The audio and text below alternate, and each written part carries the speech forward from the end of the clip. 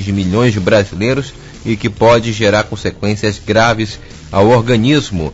E, segundo a Sociedade Brasileira de Cardiologia, as doenças cardiovasculares são as principais responsáveis pelos óbitos registrados anualmente aqui no Brasil. E para falar sobre esse tema, o Jornal do Dia conversa ao vivo com a nutricionista Luciana Novaes. Luciana, seja bem-vinda aqui ao Jornal do Dia. Boa tarde, obrigada pelo convite.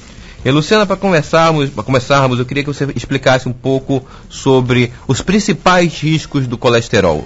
E falasse um pouquinho também que muita gente tem dúvida em relação ao colesterol bom e ao colesterol ruim. Vamos falar começar um pouquinho para diferenciar o colesterol e depois falar dos riscos dele no organismo, ok? Sim, a gente tem o colesterol total, né, que seriam várias partes exatamente de vários tipos de colesterol. Nesse grupo a gente tem um tipo de colesterol que é considerado bom, né, que é o HDL, e a gente tem um colesterol que é o LDL, que a gente precisa ter, mas o problema é quando ele começa a ficar em excesso. Então ele é que leva ao surgimento de várias doenças. Por que há essa diferença entre eles?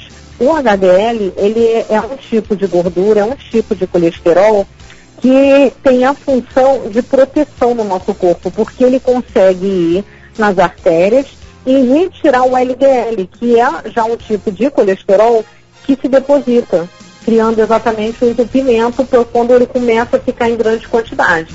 Então eu tenho o HDL como um bom colesterol, porque ele faz essa questão de proteção.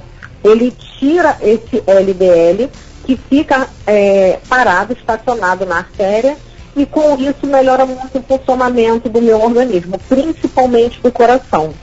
Então, quando eu tenho excesso de LDL, que é aquele que a gente chama de mau colesterol, colesterol ou colesterol ruim, eu começo a acumular gordura e estreitar a passagem de sangue nas artérias, nos vasos.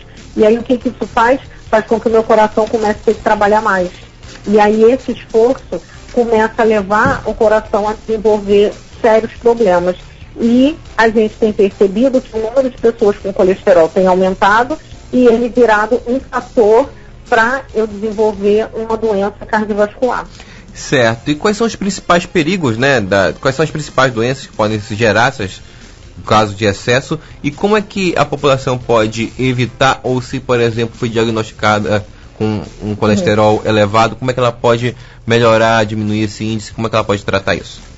O principal risco são as doenças cardiovasculares, onde a gente tem AVC, a gente tem infarto, então são doenças bem sérias que podem levar a pessoa à morte, começa a sobrar o organismo, aumenta o risco de hipertensão arterial, e aí os problemas começam a se somar. Então o colesterol, ele realmente é algo que eu preciso estar sempre cuidando e sempre tendo um acompanhamento médico, avaliando o nível dele.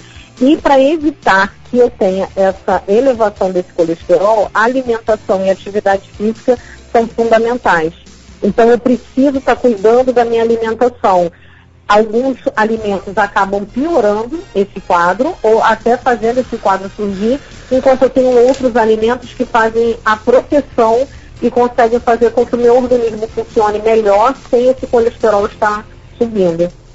Certo, então para encerrar, quais são as dicas? Melhorar a alimentação, procurar fazer exercícios físicos, isso. Procurar um atendimento médico, são essas as dicas, não é isso?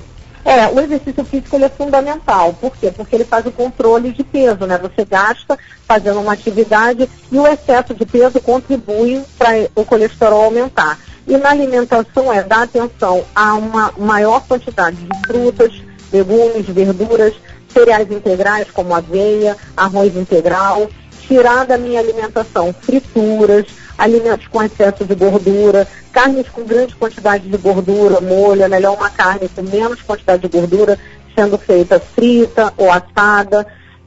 Mas o mais importante mesmo é a entrada de fibras, que são elas que também ajudam a tirar esse colesterol do sangue. Então são os alimentos integrais, aveia e principalmente os vegetais crus. Certo. Então, doutora Luciana, muito obrigado aí pela sua participação aqui no Jornal do Dia, dando essas dicas importantes sobre a questão de combate e proteção do organismo aí contra o colesterol. Eu que agradeço.